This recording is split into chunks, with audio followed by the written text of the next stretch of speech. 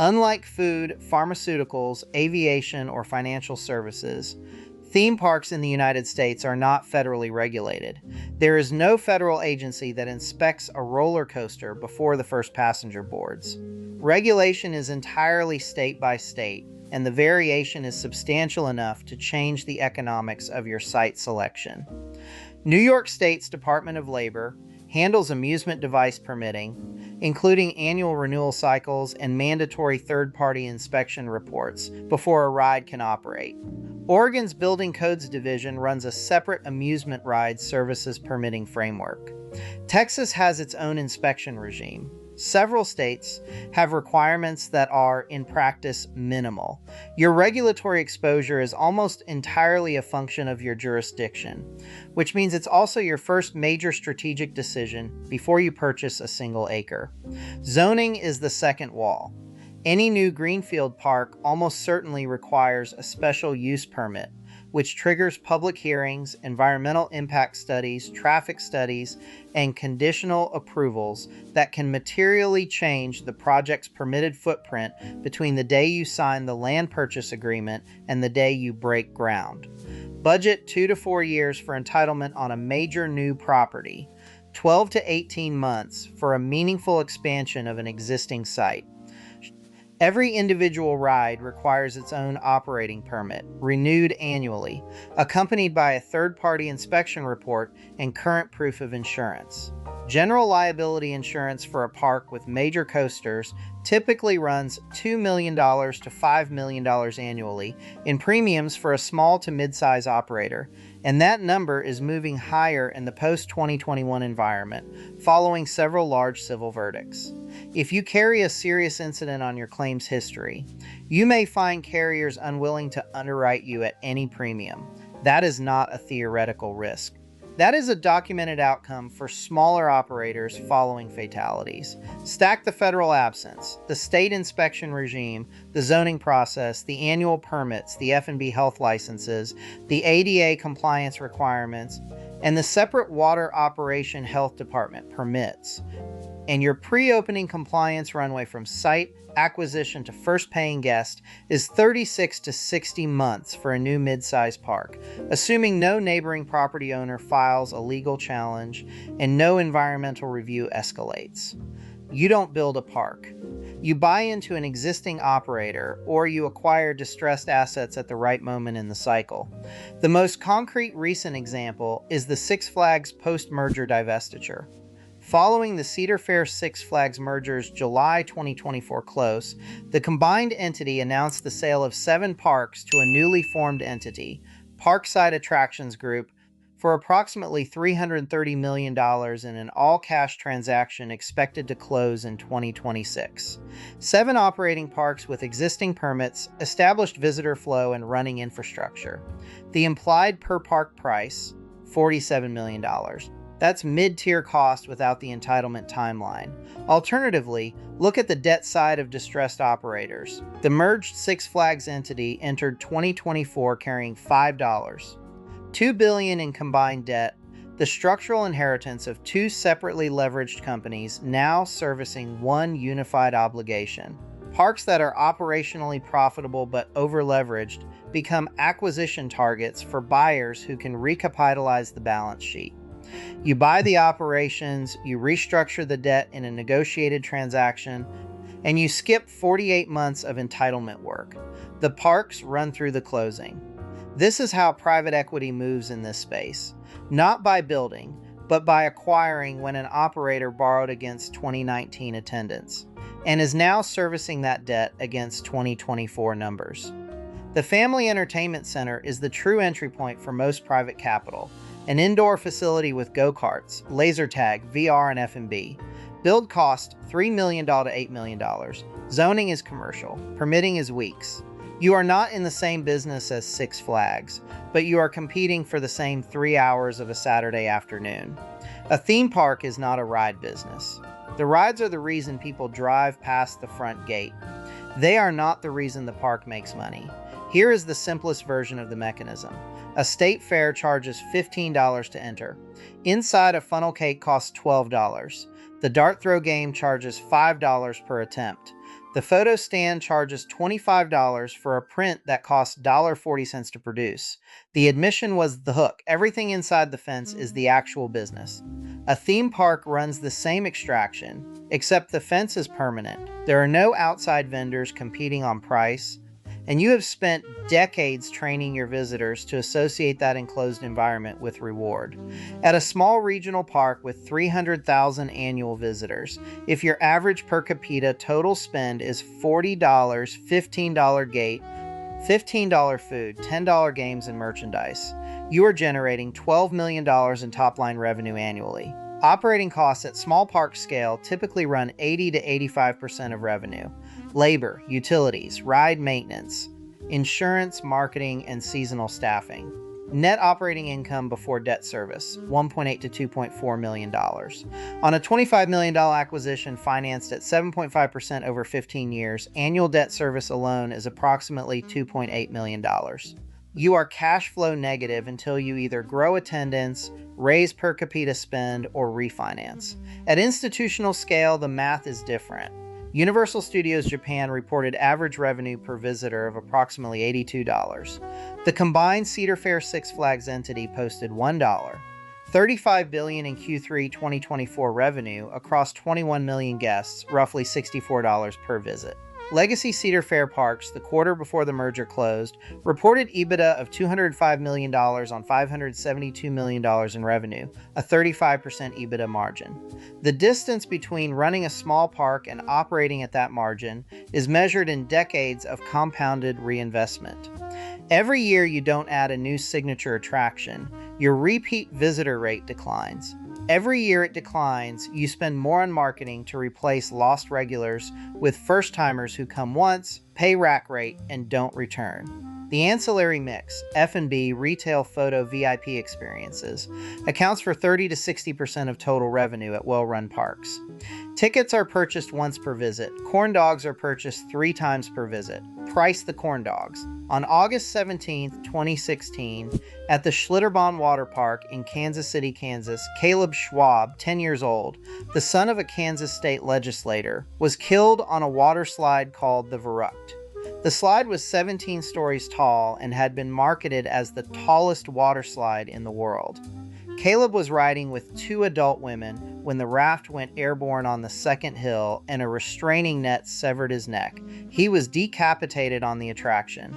A Kansas grand jury returned indictments against Schlitterbahn co-owner Jeff Henry, former operations director Tyler Austin Miles, ride designer John Timothy Schooley, and the construction company on 20 felony counts, including second-degree murder, aggravated battery, aggravated endangerment of a child, and involuntary manslaughter.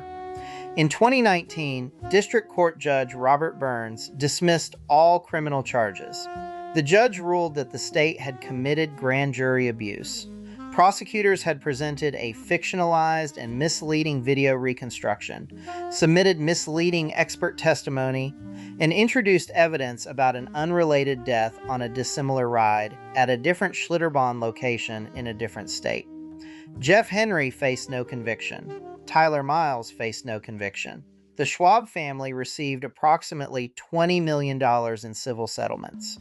The Verrucht was demolished in 2018. Schlitterbahn's parent company subsequently sold its park properties. The deal is reported to have closed at a substantial price, and the Verrucht slide is now a documented case study in ride engineering failure that circulates through amusement safety conference presentations. Jeff Henry is not in prison. He did not publicly emerge as a financial casualty of the incident. The criminal system produced no accountability. The civil system produced a settlement and a demolition. The business continued and was acquired. That outcome, that specific sequence, is not an anomaly. It is a data point about how liability flows in this industry when the operator is large enough that someone wants to buy the assets. In October 2021, at the Glenwood Caverns Adventure Park in Glenwood Springs, Colorado, a 6-year-old girl named Wongle Estefanos fell 110 feet from the haunted mine drop, a free-fall tower ride. A state investigation concluded that Wongle had not been properly secured. She was sitting on top of her seatbelt rather than beneath it. multiple operator errors. No safety system caught it before the drop. In February 2022, prosecutors declined to file criminal charges. Proving manslaughter without evidence of intentional conduct is legally difficult. The criminal exposure ended there. The civil case produced a different number. A jury awarded the Estefanos family $205 million in damages, one of the largest theme park verdicts in U.S. history. A court subsequently reduced that figure to $116 million. The park remained open throughout the litigation, continued operating, continued generating revenue, and could not close the gap between what it was earning and what it owed. In February 2026, Glenwood Caverns Holdings LLC filed for Chapter 11 bankruptcy. The filing listed estimated assets of $10 million to $50 million against estimated liabilities of $100 million to $500 million. The judgment is the liability. The park generated the assets. The math does not work. The failure mode here is categorically different from Schlitterbahn's. Schlitterbahn had multiple operating locations, a portfolio of assets, and was large enough to be an acquisition target, with a buyer ready to absorb the liability into a larger structure.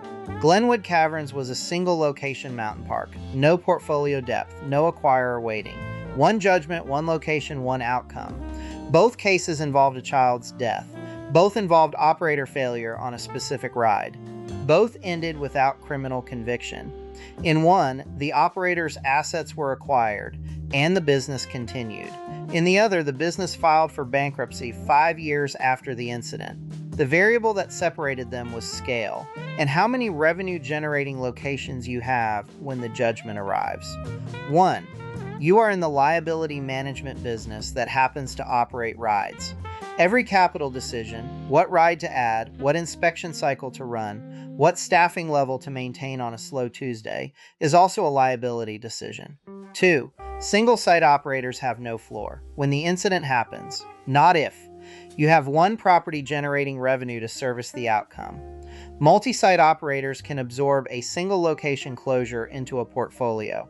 If your business plan doesn't include a path to scale, your insurance coverage and your endurance are your only structural buffers between one bad afternoon and Chapter 11.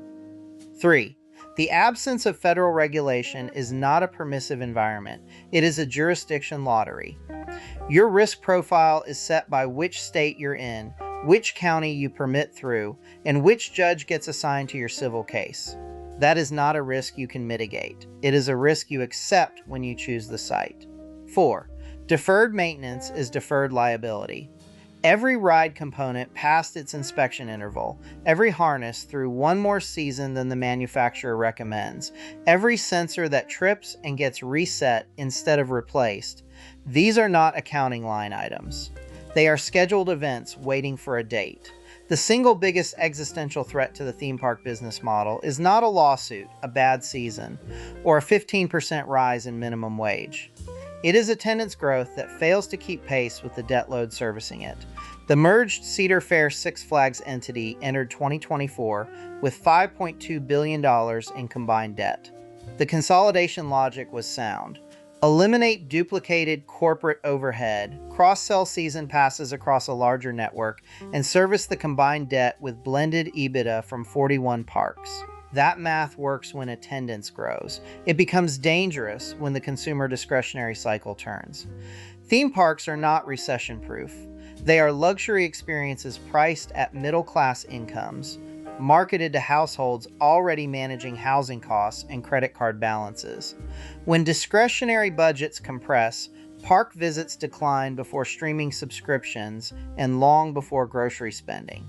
The fixed cost structure, debt service, property taxes, year-round maintenance, regardless of whether anyone shows up, does not compress with them. The U.S. amusement park industry is projected to reach approximately $24.6 billion by 2025, growing at a modest 3.5% CAGR through 2030. The global market, $71.9 billion in 2024, may reach $98 billion. $7 billion by 2030 at 5.4% annually. Those numbers are real and they are growing. They are also concentrated. Revenue concentration among the top 5 or 6 global operators means that aggregate market growth does not translate into proportionate revenue growth for a new mid-tier entrant. The market expanding is not the same as your share of it expanding. Time to pull it all together and answer the actual question, how much money do you actually make if you do this right? Scenario 1. You acquire a small regional park for $20 million. Inspection reveals $2 million in deferred maintenance that wasn't disclosed. Your real entry cost is $22 million. The park runs 170 days a year, draws 280,000 visitors, and generates average per capita spend of $38. Annual revenue, approximately $10.6 million. Operating costs at 82%. Seasonal labor, utilities, insurance at roughly $2.5 million alone. Maintenance and marketing, total $8.7 million. Net operating income before debt service, $1.9 million. If you finance $15 million of the purchase at 5% over 15 years, annual debt service is approximately $1.7 million. Annual free cash flow, roughly $200,000. On a $22 million investment, that is a cash-on-cash return under 1%. You are holding this asset for appreciation. Either a buyer who values parks at 8 to 10 times EBITDA arrives, or you spend a decade generating sub-market returns while hoping nothing goes wrong. Both outcomes require growing EBITDA, which requires reinvestment CapEx, which requires borrowing against a leveraged property. Scenario 2, mid-size regional tier.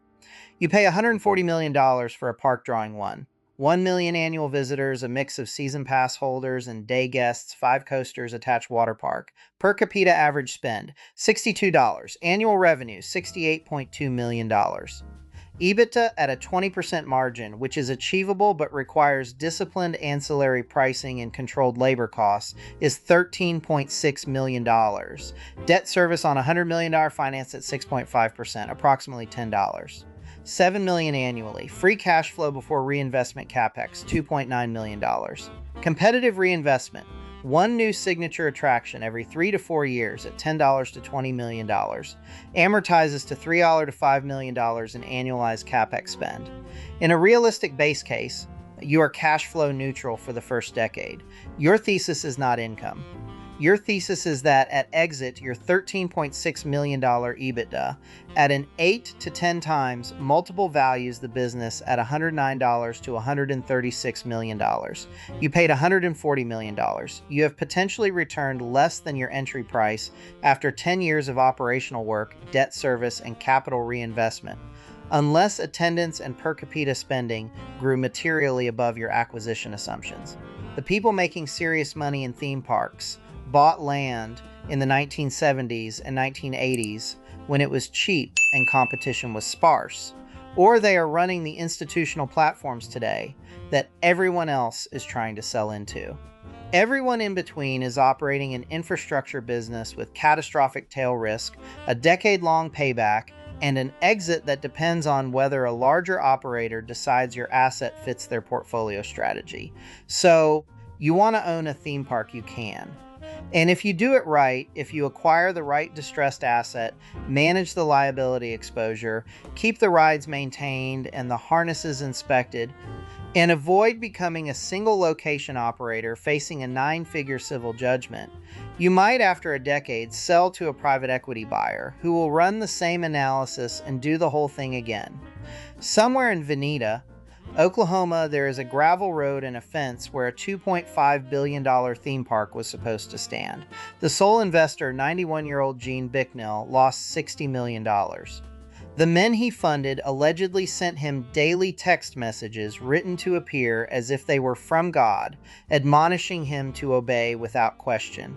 One of them allegedly created a fictional nun named Sister Catherine who communicated by email.